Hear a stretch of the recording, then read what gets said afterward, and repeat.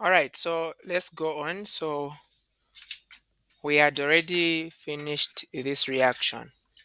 Account for the fact that dehydration of CH3, CH2, CH2, CH2OH yields mainly. So let's write this. How many carbons are here? I'll start from where the hydroxide is. One. Let me change the color here. This is one carbon, two, three, four. So I've got four carbons. One, two, three, four. At the end, I've got OH. So they have said that the dehydrogenation of this one, okay, the removal of dehydration actually, the removal of water. So we're removing water from this reaction. It's going to form this guy. One, two, three, four, which has got a double bond on the middle, rather than this guy which has got a double bond at the end. Why is it going to be so? So in a dehydration reaction, so account for that fact. So step one, because when you're accounting in chemistry, we want to use a mechanism. So when you react an acid with an alcohol, you form an alkene. Just like when you react an alkene with an acid, you form an alcohol. But the only difference is that we increase the strength of the acid if we want to move from alcohol to alkene. Because when we are doing it the other way around, we use more of the water. Am I, uh, am I making sense?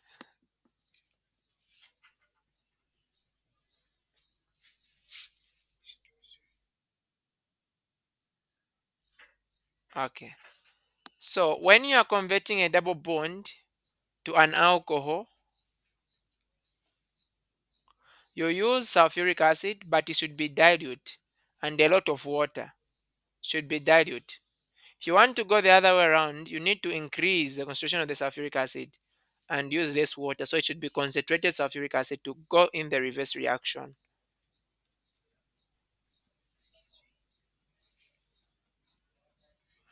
So what we are going to be able to see is that oxygen act as a nucleophile. It grabs the proton here, breaking off this bond. So we form oxygen that is protonated. The main reason for doing this is just want to make, by the way, what I've written here is not something with four carbons. So I need to put four carbons. One, two, three, four. So I wrote something with three carbons. Okay, the main reason as to why we are forming H2O plus is because it's a good living group. And this guy can live. Okay, this guy can live like that. And then what we'll be able to see is that, so because it has lived, this carbon will remain positively charged. Now, a primary carbon is not stable. So what happens is that the hydrogen can move from here and it comes at this end. That is a hydride shift. Where the hydrogen is going, the positive charge is going to move out. So it will now come here. Okay. And then in the second step, that will be step two, this positive charge is going to be able to. So you look at where, when you every time you are forming alkene, just look at one step away from where the positive charge is. Like for example, here there's a hydrogen. Okay, your acid, the thing that you formed from the acid, that conjugate base here, is going to come and grab this proton. That will break off this bond, and that is going to form this thing. Now this is going to be the minor product because it is being formed from something a primary carbocation which is not stable. The other thing that can happen is that you can now get the secondary carbocation. Now for this one, you can grab a hydrogen one carbon away from where the positive charge is. You can grab either here or here. But then if you grab here, you form the same product as the one you formed here. So we're going to grab a proton from the other end. We're going to grab it here. So the conjugate base also still comes in to come and grab this. That will break this bond. And this is going to be the major product because it is formed from major carbocation. Just make sure that you say some English after you write the mechanism, because they'll not just make the mechanism, they are saying account for. So speak some English there. Because of the secondary carbocation which stability, it forms it forms a major product. Is this okay?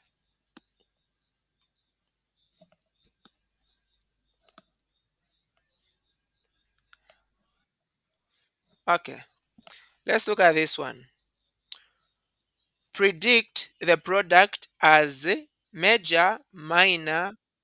Yes.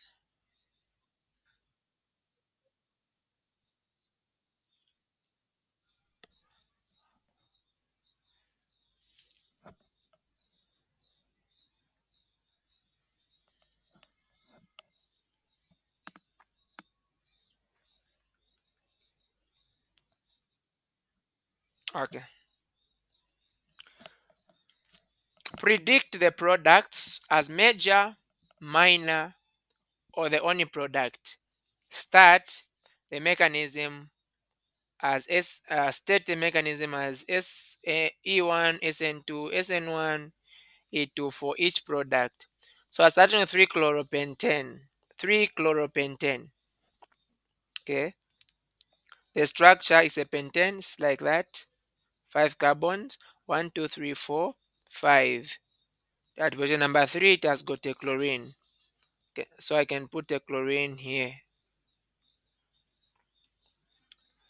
This one is reacting methoxide. Methoxide, I can also write it like so. Basically, oxygen bonded to a methyl group. So factors that promote what? So let's talk about them as a summary. When you have got a primary substrate, okay, primary substrate, secondary substrate, tertiary substrate.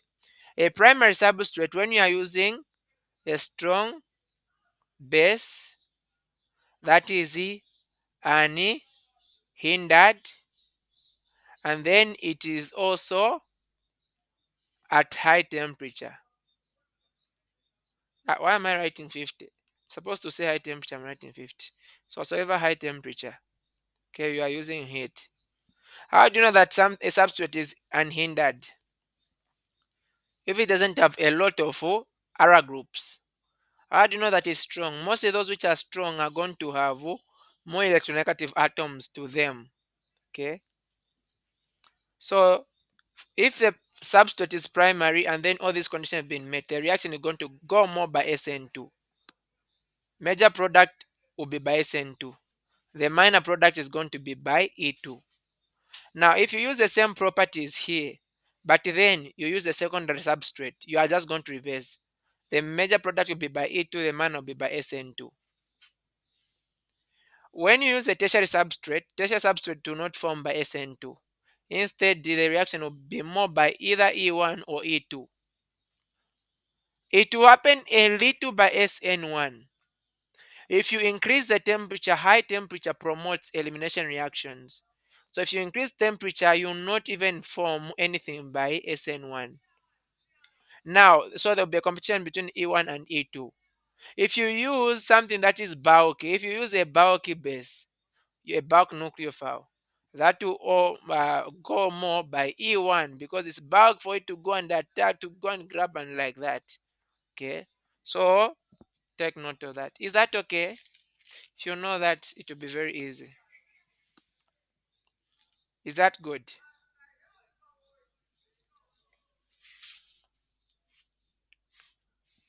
The more we take time to respond, the more I wait. Yes, please.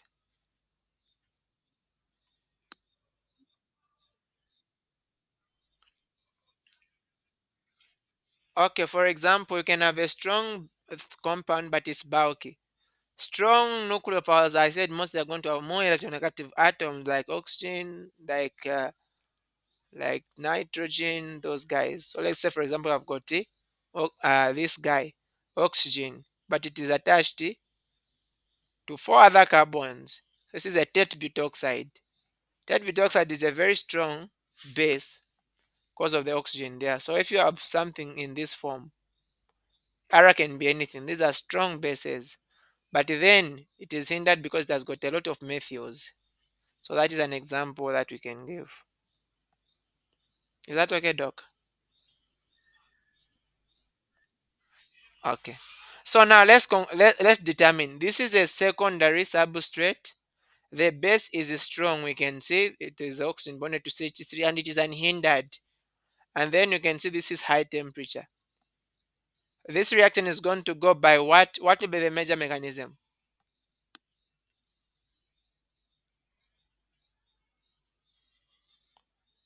What will be the major one?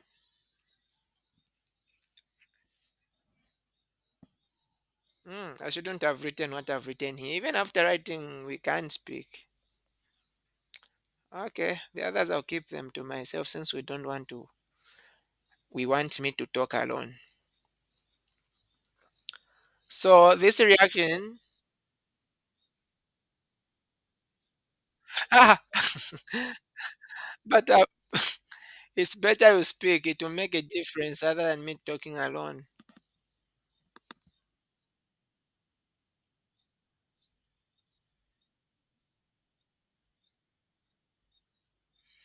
Okay, so look at this. This is secondary substrate. The base is a strong base and it is unhindered and there is heat. Yes, thank you very much. So the major product is going to be by A2.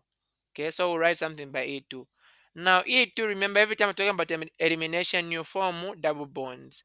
So where you have got your halogen, grab a proton one step away. So you can grab a proton here or you can grab a proton here. Say same, you form the same product. When you grab this proton, you break this bond to form a double bond, and that will make this guy to leave. So this will be the major product, and it's by A2. Okay. The minor product is going to happen by SN2. I'll use the same one. But the minor which is going by SN2, what will happen is that this guy, the same nucleophile, will attack from the back. When it attacks from the back, then this guy, the chlorine, is going to leave. So what you'll be able to see is going to be something like this. We no longer have the chlorine there. Instead, we are going to have this oxygen with CH3 as bound there. So we end up forming an ether. So this is the minor product. Is that okay?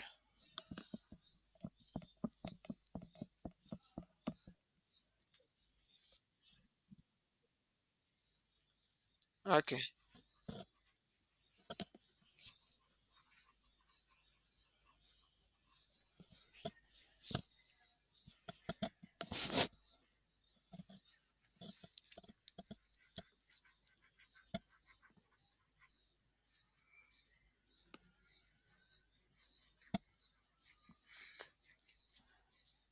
So for the second one, it's the same structure that we were given on top.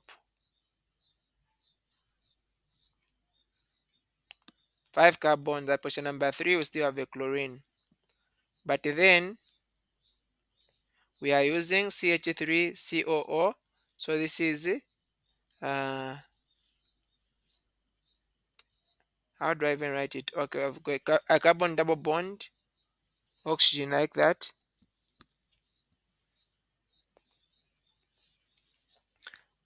Okay, this is the one. This guy is coming from acetic acid. Are we able to see my board?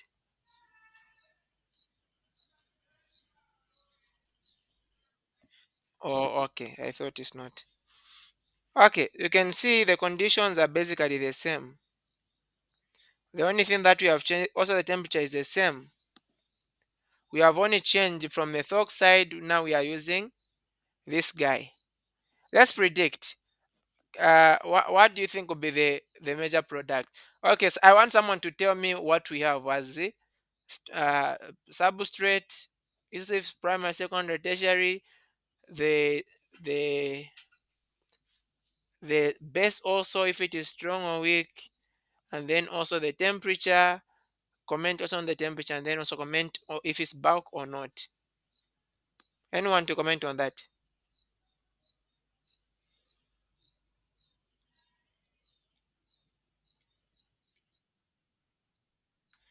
Okay.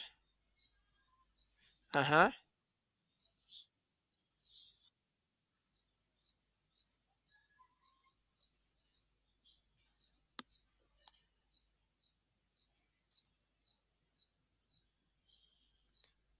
Please uh, go on.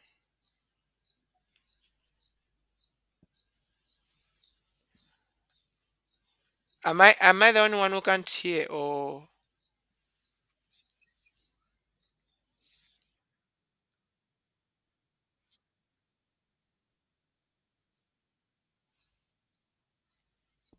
a bulk base? Okay. Thank you. Is there any other suggestion?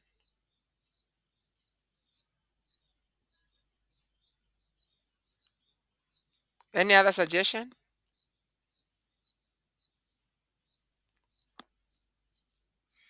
All right. So if you look at this base, it's really not really that weak. Sorry, it's a strong nucleophile. It's a strong nucleophile because we're having oxygen bonded to some other group. But then this guy is a weak base. Okay, it's a weak base. Why are we saying it's a weak base? It's formed from a strong acid. Acetic acid is a very strong acid. And you know that the opposite happens if you add a strong acid, the base that is going to be produced is going to be a weak one. It is a bit of hindered, right? A bit of hindered. So already we know that the mechanism by which it should go is supposed to be more of the E2 and the SN2. Okay, E2 and SN2. Nothing is changing here. But which one is going to be more than the other one? The temperature is high still. Temperature is still high. So it will still promote again the same thing. So the major product will still be promoted by the same thing. So we'll grab a hydrogen here. We'll break a bond. Then we're going to produce this guy. The minor product, that's just a difference. That's where the difference is going to go. So in the other one, that is going to happen by SN2. This guy will go and attach here. That will break off this bond. And look at the product that we form. We are going to have oxygen that has attached here. And then it is attached to another oxygen with a double bond. And then it has got a CH3 at the end. So this will be a product. Is that okay?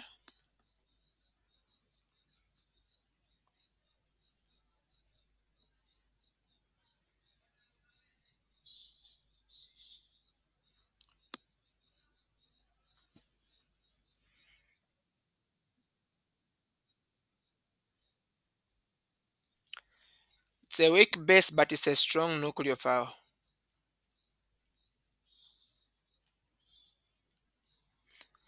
Do you understand the difference there?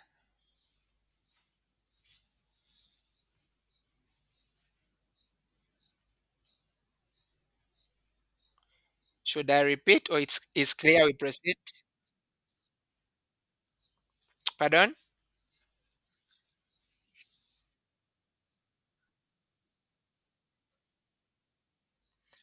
We still have this a strong nucleophile here. We still have a strong nucleophile, and the temperature is still high, and the nucleophile is not that bulky to be able to anyway, if it's supposed to be bulky, it actually, when you're comparing E2 and SN2, something that is bulky will promote E2, because for E we're actually grabbing something that is very far. Look at this, we are grabbing a hydrogen far, but for SN2 we are going to attach there, so there's going to be even a increased repulsion. I don't know if that makes sense.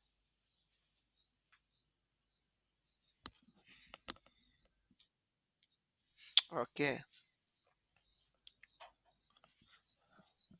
Okay, we also have these guys here. We have got R2 bromobutane by an hydroxide at 25 degrees Celsius. I love this one. Bromobutane, butane, four carbons, one, two, three, four. At position number two, we have got a bromine.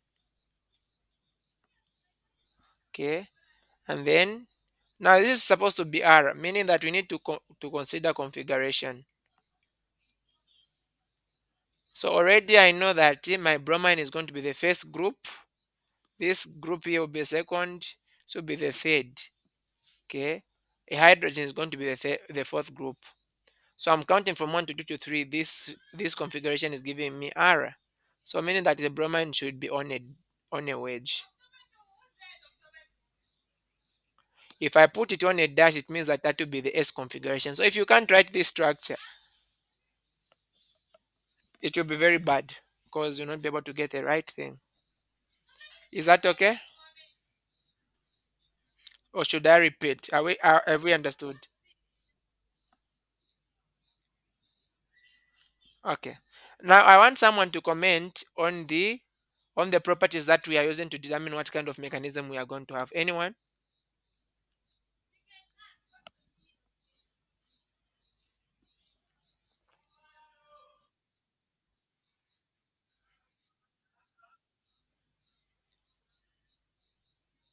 Yes.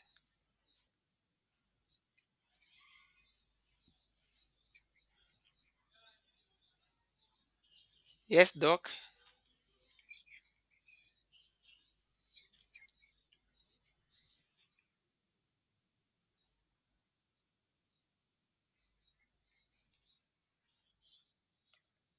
Hmm.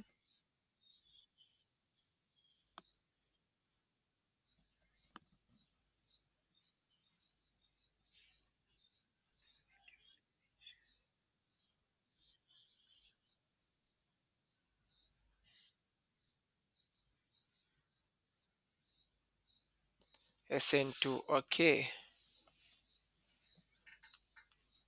Uh, i- is there another suggestion from anyone else?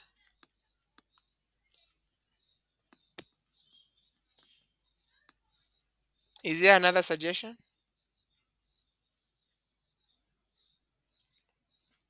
Okay. Now, one thing that we need to know is that when we lower temperature, the reaction is going to go more with the S reactions instead of the E reactions. Okay. So the measure should be by SN. Now, so ever it is going to go, of course, it's supposed to be SN2, right? It's supposed to be SN2. But look at this. We are using hydroxide. Anyway, they've not given us a solution. We're using hydroxide. So there is also a chance of the reaction going not just by SN2 but also by SN1. Hope that is okay. There's also a chance that the reaction can go by SN1 instead of just by SN2. Why? When this thing which is here, when this guy loses this bromine, it is going to form a carbocation intermediate. So depending on the solution that we are using, this solution can actually stabilize the carbocation intermediate that we form. So the reaction will not prefer going by SN1 if, say, the solution we are using is a protic. But if it is a protic solution, let's say you have got water, when we form a carbocation intermediate, that thing that we form is going to be stabilized, okay, by the water. So it will still be stable enough to undergo SN1. So secondary groups can also undergo the ones, and that will depend on the what on the property of the solution that you have. I don't know if this is okay. Okay, all right. But here we're expecting that the major product should be by SN2. Okay, SN2 because of the properties that we have. So this one will come and attack from this direction, and that is going to expel this guy. And look at what we are going to form. There is going to be a reversal of configuration. So what we were attacking was on a wedge. The product is going to be on a dash. It is very, very important to understand that for SN2.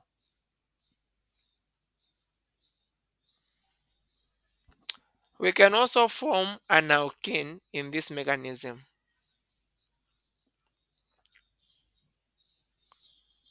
So from where the Br is, we can come and grab the proton, sorry, can grab the proton either from here or from this end. But then the major will be when we grab a proton from this end, because when we grab a proton from this end, we're going to form a primary carbocation, right? And that is not stable. Now, if the solution, if let's say if we knew what was in solution, said if they said we had water there, this reaction would best move by E1. We first lose the bromine. That is because we are going to form a carbocation intermediate, and that can be stabilized by water. But then I don't know the solution for here, so I cannot conclude. Okay, I cannot conclude really. It would be the same way with also if we had water here. This thing would have happened also by SN1. And what would have happened is that we would have lost that bromine. Could have formed a positive charge here. And then the next thing that would have happened is that the hydroxide would have come in. Now the hydroxide would have attacked from the front or it would have attacked from the back. Meaning that had it been like that, we would have had two possible products. We could have formed this. We could have formed also where it is on a wedge, like that, hydroxide. So those would be the chances. I hope it is okay. Okay, so that would have happened. Now let's go on with the product we are talking about that is forming by elimination. So by elimination, we are saying we are going to grab a proton. Hydroxide is going to come in and grab a proton from here. That will break the bond and release our product. And this is going to be the product that we are going to have. Is this okay?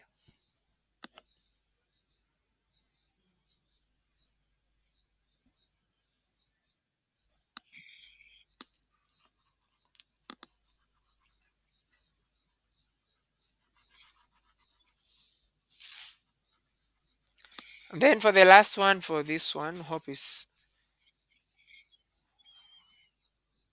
we are talking about SA3 bromomethylhexane. This is hexane. So 1, 2, 3, 4, 5, 6. Position number 3, we have got a methyl. Position number 3, we have got also a bromine. So here, supposed to have, okay, let me write it this side. Supposed to have a methyl. Let me say I put methyl on top, CH3, and then I put a bromine. So definitely if I put it like this, then bromine will be number 1. This group this side will be number 2. This one will be number 3. So look at this. We are moving from 1 to 2 to 3. This is supposed to be R. But then I want my compound to be S. So meaning that I need to change my group 1 should be at the back. My group 3, my group 4, because this will be the fourth group, should be in front. Such that if it is in front, then when we are naming configuration, this will no longer be R, it will be S. Every time the fourth group is not at the back, we reverse configuration. So I'm going to put a methyl in front, like that. Then the bromine is going to be at the back. I want someone also to comment on these properties. The substrate, the temperature, the base. Anyone?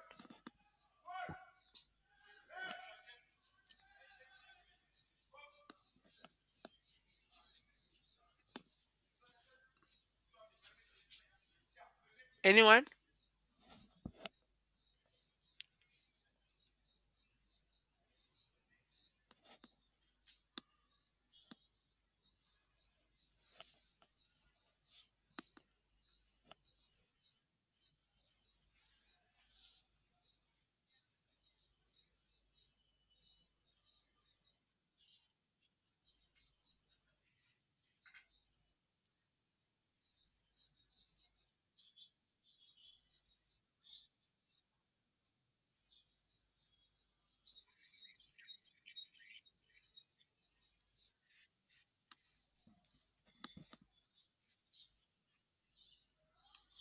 E1.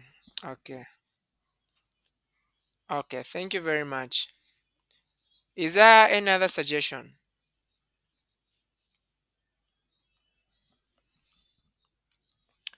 Okay. The base that we have is an hydroxide. Hydroxide is a very strong base. It's also a very good nucleophile. Remember, it's coming from water. Water is a weak acid. So when you form hydroxide, it's a strong acid. Sure, sure.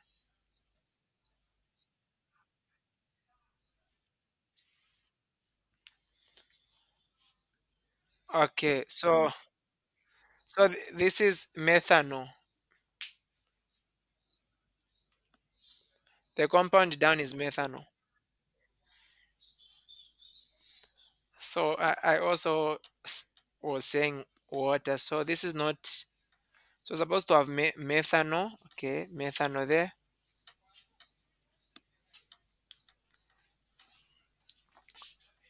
So now when alcohols are attacking, the oxygen does not participate in. Okay, so it's supposed to be like so. That's our methanol. Okay. So methanol is not a bad nucleophile. It's actually good because of the oxygen. You can lose that hydrogen, it will be good. But if it is in this form, it is much stronger than when it has got a hydrogen. Things which have a negative charge, become more stronger. Because this is a tertiary substrate, it means that the reaction will not be able to happen by SN2. Because the temperature is low, there is chance of having SN1. Okay, there is chance of having SN1. Because the base is not very much substituted, there is more chance of the reaction going by E1.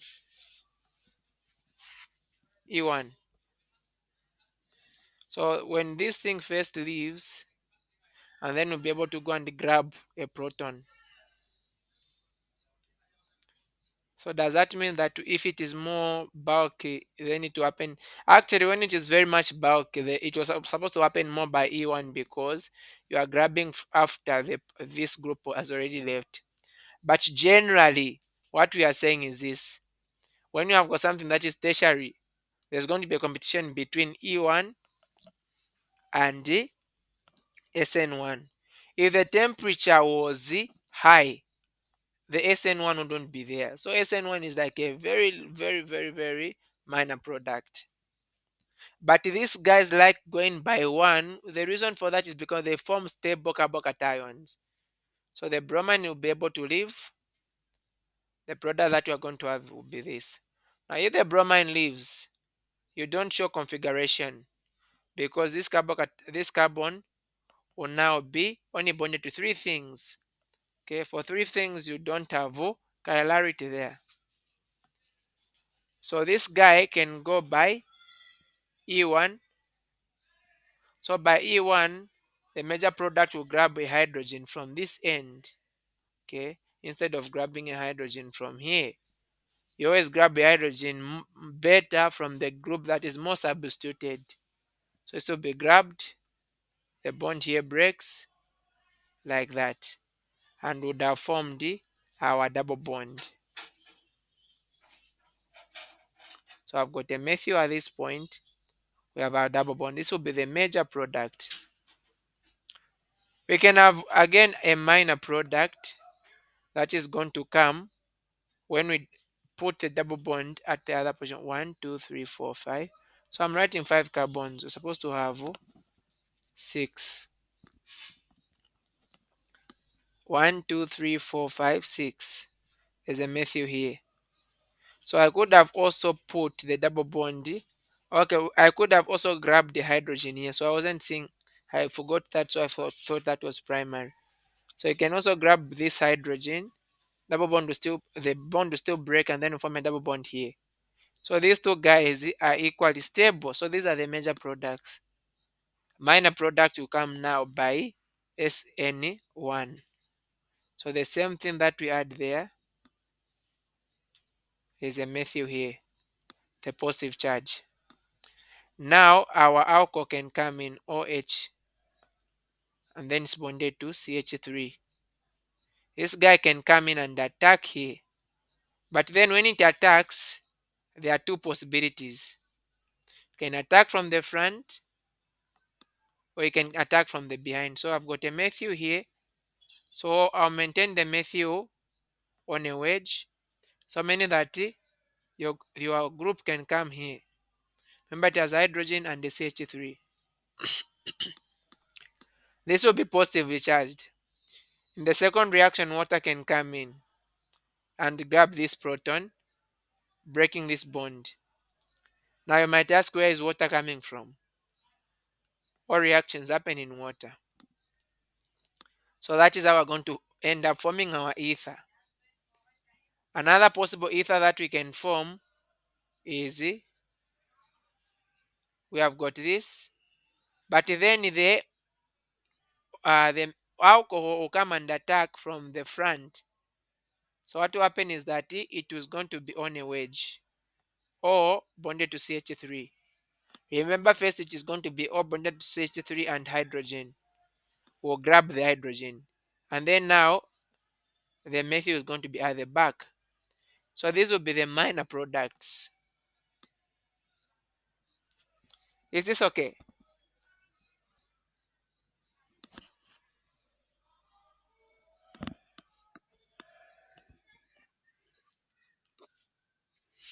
Okay, don't worry.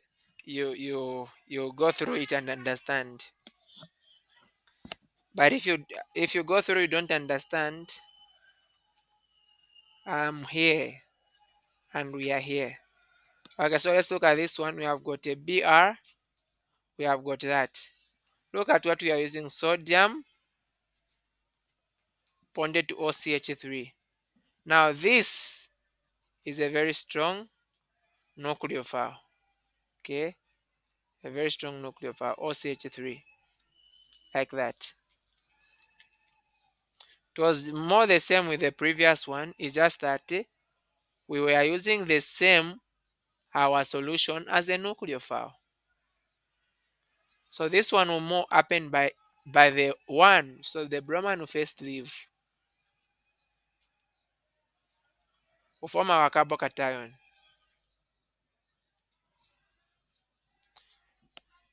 Now this guy can come and grab. They've not even showed temperature here. Okay. So this guy can come and grab a proton at different ends. The positive charge has formed here. We can remove a proton here. If we remove a proton here, this bond will break. The product you are going to have is this. If I remove a proton from this side, the proton I'm going to form is going to be the same as the one which is here. I mean, the compound I will form is the one which is here. If the double bond forms here, it's the same, it's not different. So don't get confused on that one. The other thing that I can do is I can grab the hydrogen at this end because the positive charge is here. Remember, I'm moving just one step away from where the positive charge is. If I grab this hydrogen, double bond will come and break and form here. So I can also have this as a product. My product can also form by SN1.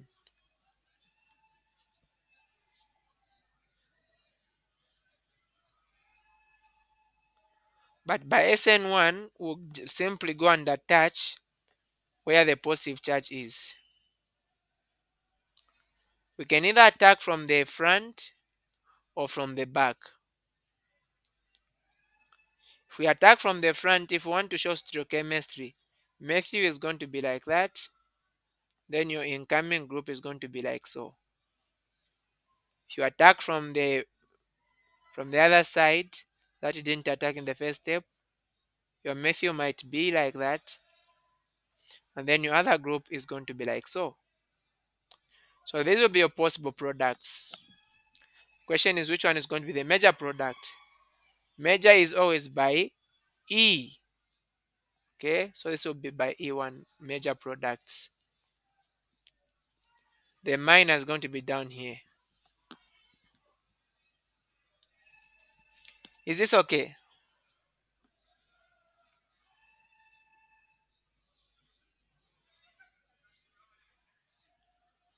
So, okay, so that is that. Now let me just have another look here. And I didn't pay attention to the nucleophile we are using. We are using a strong nucleophile. Strong nucleophiles prefer, sorry, I'm pointing down. Strong nucleophiles prefer substitution, right? So that will be more by. So the major product we're expecting is by here. It's a strong nucleophile and it is not hindered. Now, when we hinder the nucleophile, we are going to be able to change. The major product will be by E. Actually, we will not have any substitution reaction. We will not have any substitution reactions. Take note of that. We will not have any substitution reactions. So what is going to happen is this.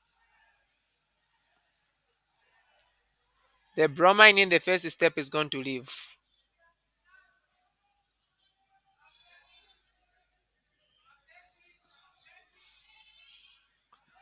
Now, this group, the potassium doesn't affect anything in the reaction. Take note of that. So this is O minus. This guy is too back to go and attach, even if it is by SN1. So that product will not form. So you only have one product. There's not going to be any major or any minor. Actually, the major and minor is going to be there. If we grab the hydrogen here, but they are all going to be by elimination. The bond is going to break. So we're going to form a double bond here. This will be the major product. Can also grab a hydrogen at this end. When you grab this hydrogen, this bond will break.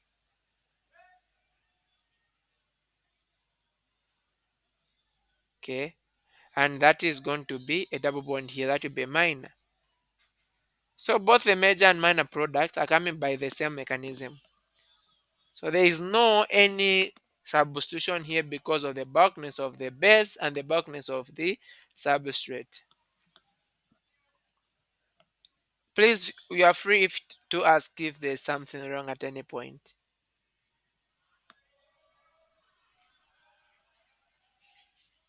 Is that okay?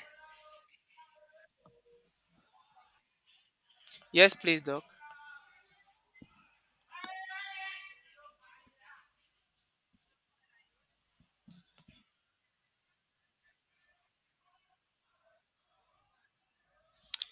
This one is a solvent. So this one is a solvent. So this guy is the one to come and stabilize this carbocation that we can see here to be stabilized by the solvent because it's a polar solvent and polar solvents prefer or support formation of carbocations. Is that okay? Okay. Now we have this one. I think we did look at this one. Yeah, we did look at it. Provide a synthetic plan on how the following transformation can be carried out in good yield. In good yields, more than one step is required. Show all steps clearly, including the intermediates. No mechanism is required. If you remember what we did about this one, what was the first thing that we did?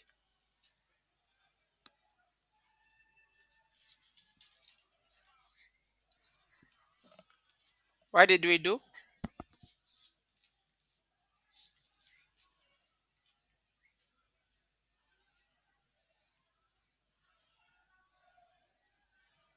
Anyone that remembers?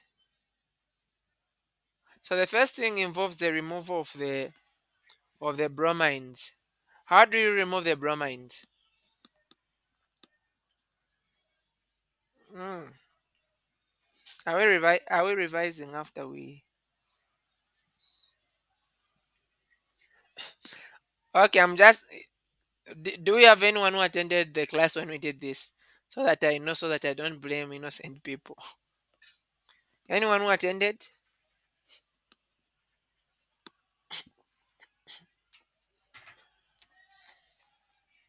Anyone?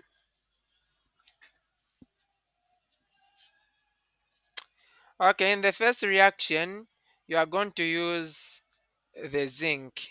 Okay, you are going to use zinc. And what zinc does is that it does remove these two bromines that we're able to see here, to remove them both. And then to be able to attach a proton at one end. We actually form a double bond when we react with zinc here. And we said this was a that was what dihalide is. The word I do forget it. So I said the double bond actually does form here. Okay, like that.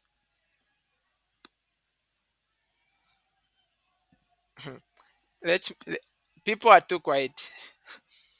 Say something. Are we here?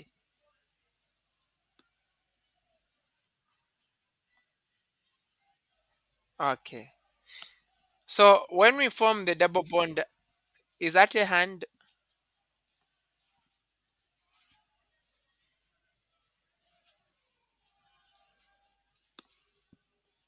Is that a hand or not? Okay. So in the second reaction, how do you think how can you convert an alkene into an alcohol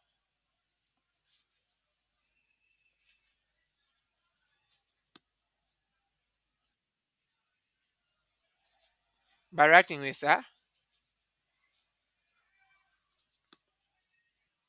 an acid? So that is known as acid catalyzed hydration. Acid catalyzed the hydration. So we're going to have our acid here, sulfuric acid, and also water. So acid catalyzed hydration of water. Now in this mechanism, what is going to happen is that your water, okay, your water is going to be able to attack.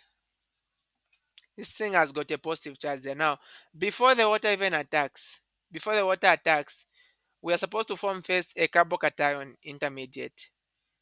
Carbocation intermediate. So what happens is that the double bond is going to act as a nucleophile. Double bond acting as a nucleophile to be able to grab a proton from the acid.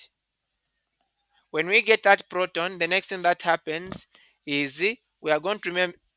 So this end will grab a proton from the acid. Remember, if this is the end that has grabbed the proton, a positive charge will form over the other side. And when that happens, the next thing really is going to be water now goes and attacks where the positive charge is going to form. So the positive charge will form at this other end. So water will go on and then attack at that end. It will initially be like so, meant to be positively charged. And then we are going to use one other water molecule to grab a proton. Now you need to know that the first hydrogen actually there's going to be the, there's going to be yes please.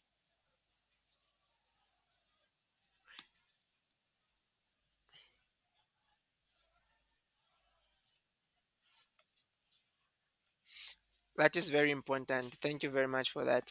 So why is the positive charge forming on the tertiary and not on the secondary actually and not on the tertiary? I even used the wrong reactant here. If we use sulfuric acid and water, what we need to know this, if you use those two guys, water will come and attach here. Water always attach where it's more substituted. Now if we want it to happen the other way around, we need to react with BH3. Do you remember the mechanism with BH3?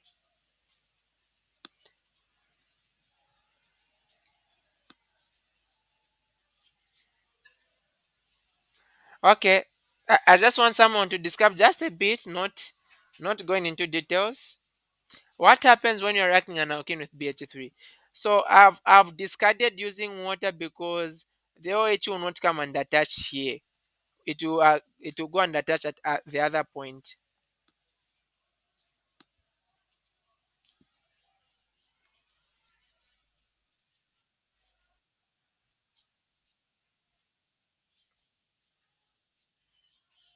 Yes.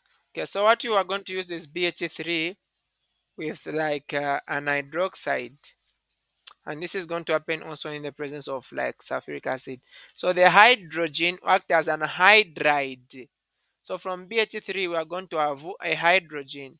Now that hydrogen is not hydrogen molecule that we know, a proton. This is an hydride. This guy goes and it will always go and attach where there is a greater substitution. So this reaction we use it in tetrahydrofuran. So the hydrogen will go and attach here. The intermediate that we are going to form, okay, there's no need of an intermediate here. And then the hydroxide is going to come and attach at this end. So they always happen opposite in opposite directions. The other thing that you need to know is that these ones happen by what is known as a sign. Okay, sign. When the hydride attached in front, the hydroxide will also attach in front. That is what happens. Please take note the mechanism of BH3 is very important to prepare things like this because this wasn't supposed to be formed. The OH was supposed to come and attach here. So you should know why as it. So the question which the dog asks was very important.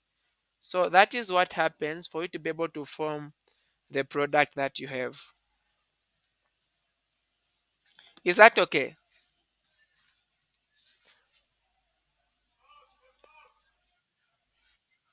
Okay. Please do revisit if you can no longer remember how to use this. Do revisit the tutorial before the time finishes. Okay, we have got this. Predict the product of each of the given reactions below. Also give a detailed mechanism. Hmm. We have got this.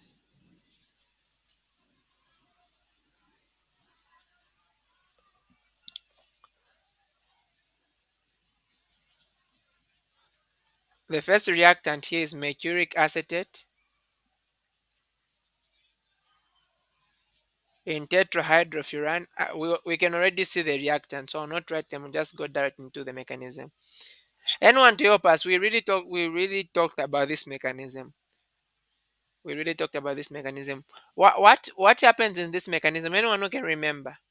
So what I saw was if someone is speaking, it seems too easy such that we also get it for granted.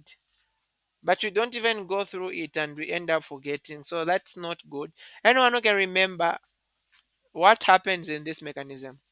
Just the first step.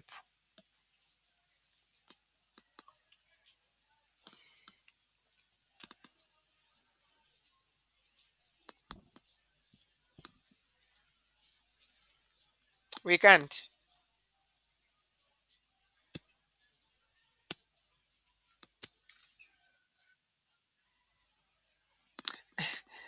Yes, we did it. Mm. We don't. Yeah, yes, doc. Okay, you should go to. I think should be the last video that we did, if not second from last, on alcohols.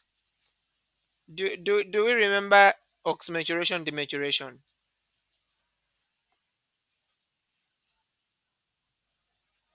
Yes.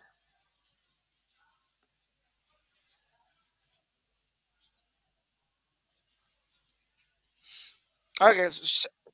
All right. So let's proceed. So this is known as oxymaturation. denaturation, and we did talk about it. So the first thing that we have is that okay, I'm going to write it in steps because look at the marks. In step 1, we get our mercuric acetate. Okay, we are going to get our mercuric acetate. Let me get it as HgAcO2.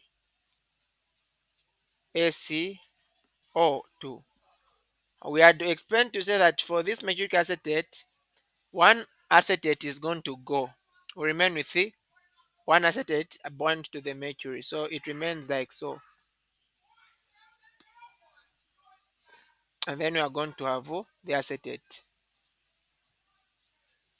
The acetate here is going to be negatively charged. The mercury has got fewer bonds, is going to be positively charged. In step 2 now, our double bond is going to come in. It will act with this guy which is positively charged. The double bond will be able to attack. Now, one important thing that we said was oxymercuration denaturation is going to go by Markov-Nikov's rule.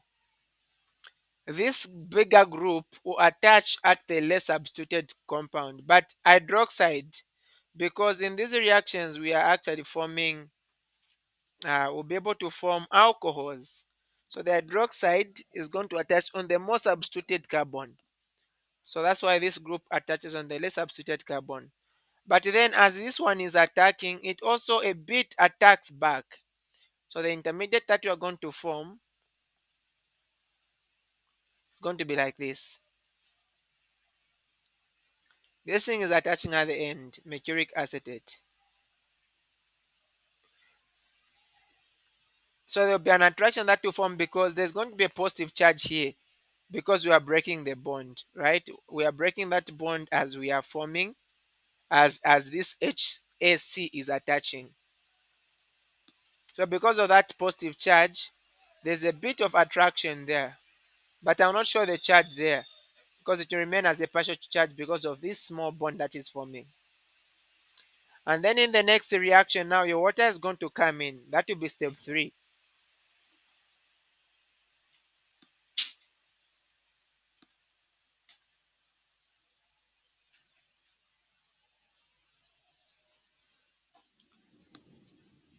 Look, water is, we have got water here.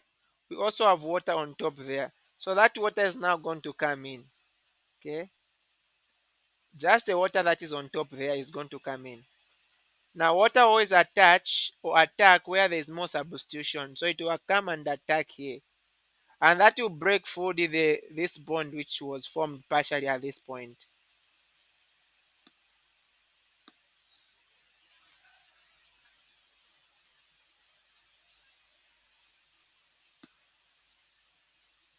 Are we okay so far?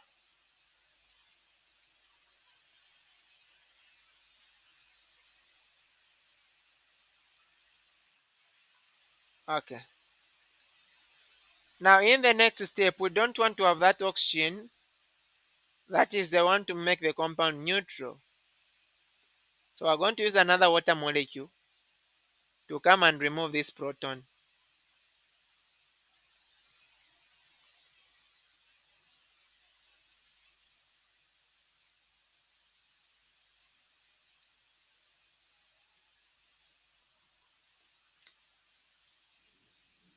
So this will be the end after we have used what is on top. Now we can use what is down. So from what is down, we are just getting that's sodium borohydride. So we're using an hydride from there.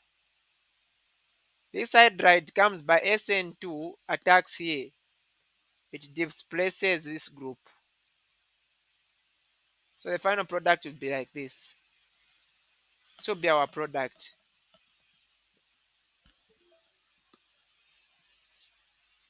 Hydrogen has attached there, so we know that we don't show hydrogen, isn't it? So that is our product there. Is that okay?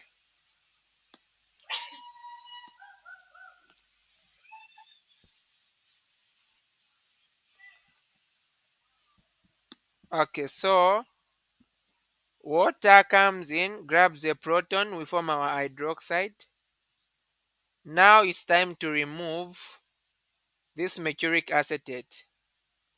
And we use an hydride that is coming from the sodium borohydride here. So the hydride is a nucleophile. This nucleophile can go and attack where there is this the carbon that is holding the mercuric acetate, and that breaks the bond with the mercuric acetate the hydride has attached. I don't know if it's okay now. Okay. Okay. If there's no other question, let's answer the next one here.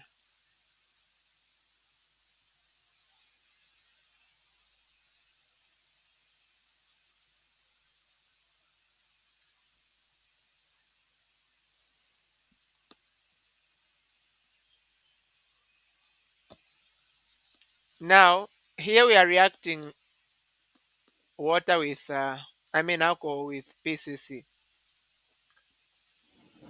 Can someone help us? If we talk about PCC, what is PCC? What does it convert water to? That is the first thing to understand.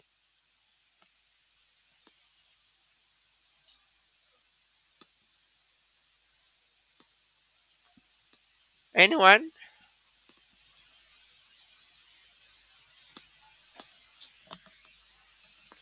So PCC is an oxidizing agent. It will convert primary alcohols into, okay, primary alcohols are going to go into aldehydes. Secondary alcohols into ketones. Things like potassium permanganate and then what's that? This one, chromic acid. These ones are stronger oxidizing agents. They convert primary alcohols into a carboxylic acid. So you can see what we have here is a primary alcohol. So meaning we are going to convert this primary alcohol into a ketone, sorry, an aldehyde. So in the first step, you need to understand the structure for PCC. If you just miss the structure for PCC, or not even mark your mechanism, it will just start from here, everything becomes wrong. So PCC is like chromic acid. Okay, Cr, double bonded to oxygen, double bonded to oxygen, and then you have got a chlorine which is bonded to OH. That is one reactant, that is one component of PCC, and then you have got pyridine.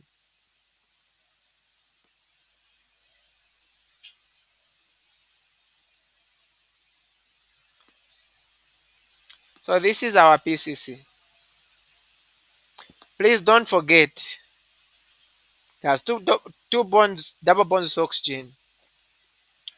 One with hydroxide, the other one with, because normally sulfuric acid this was supposed to be OH, but you are just removing one OH from sulfuric acid, substitute with chlorine. So what happens that this nitrogen in step one will grab this hydrogen. The bond is going to be able to break here.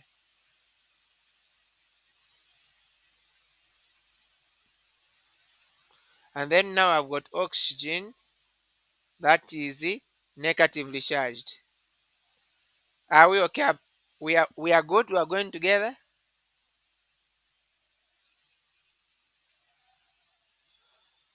Don't forget, pyridine is going to carry. Yes, please.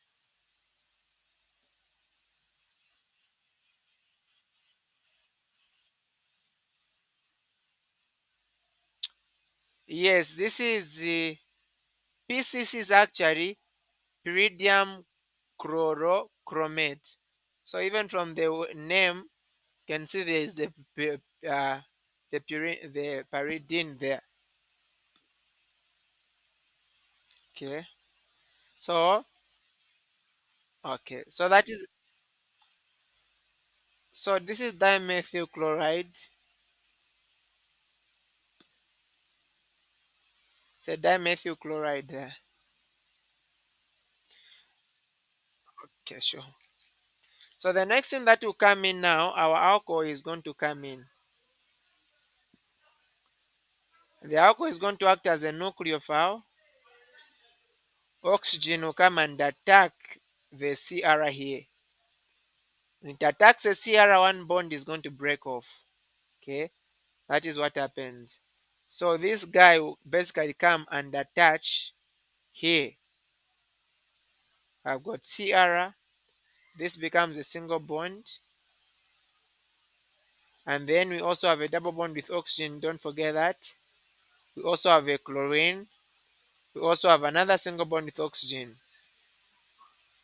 Single bonds have a negative charge.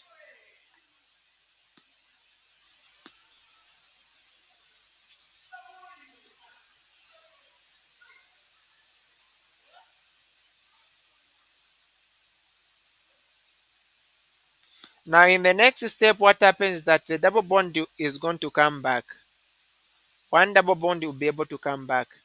So this one is going to come down. When that happens, the chlorine is going to leave. Okay.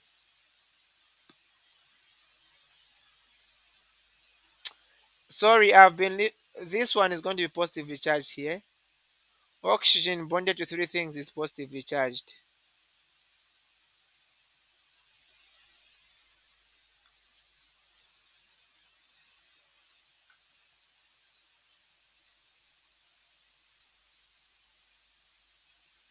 Are we okay up to this point?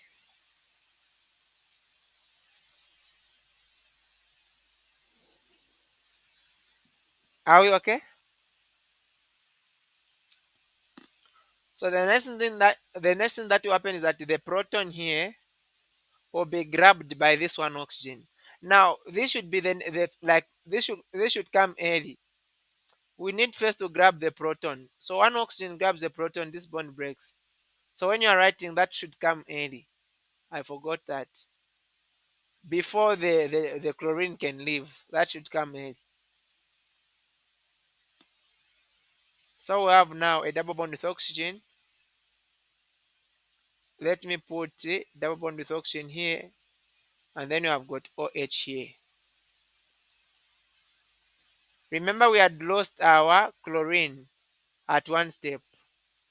So what will happen is that now we will come and grab an alpha hydrogen. This hydrogen that is bonded to the oxygen, okay, will come and grab that hydrogen using the chlorine. When we grab this hydrogen, this will form a double bond here. When that happens, this will break off this group. So this is what we are going to end up with. Have a double bond with the oxygen. So this is how we form our aldehyde at the end. Is this okay?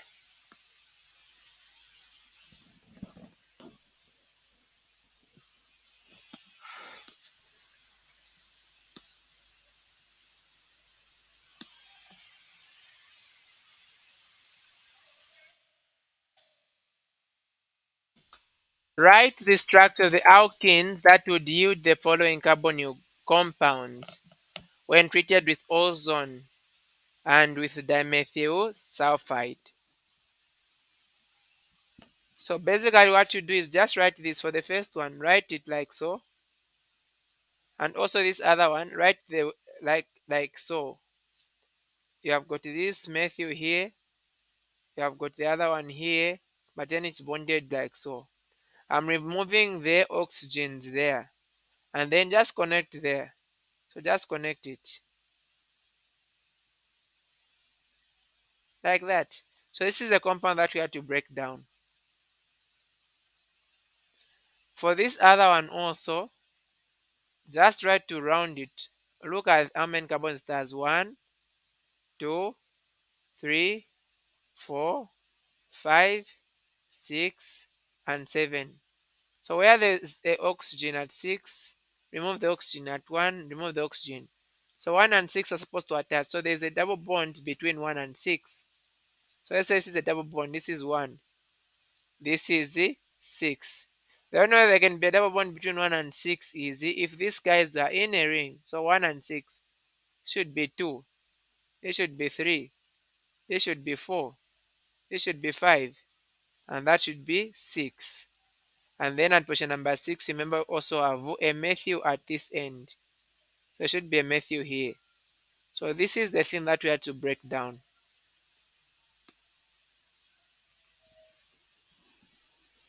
Does this make sense?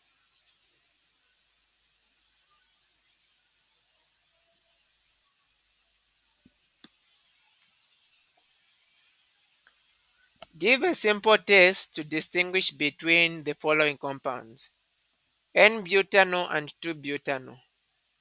So we already answered these.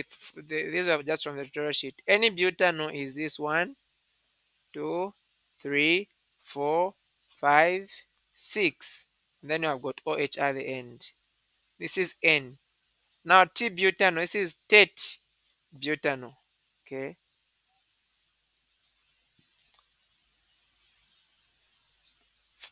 Tet is sorry, I've written, I was thinking of hexano, any hexano. So that's 4 carbons. It's a butano. One, two, three, four. And then you put now OH there. Now tet-butano, 4 carbons, but it should make a T. One, two, three. The fourth one is here. Put OH here. This is T. N1. What simple test can we perform with these two guys? We already answered this in the previous class.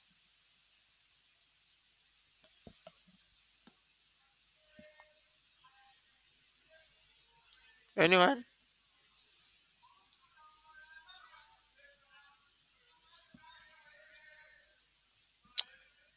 So T cannot undergo oxidation. So it's good you also name the reagents. Remember, this is 6 marks. So oxidation of this primary alcohol with PCC is going to give you an aldehyde. Oxidation of this same primary alcohol with either this is chromic acid or hydrogen peroxide, potassium permanganate or sodium permanganate. These guys are going to give you a carboxylic acid. But then tertiary alcohols do not undergo oxidation. So that is a very simple test. And you just explain like that, you get the marks. So that was the end of this paper.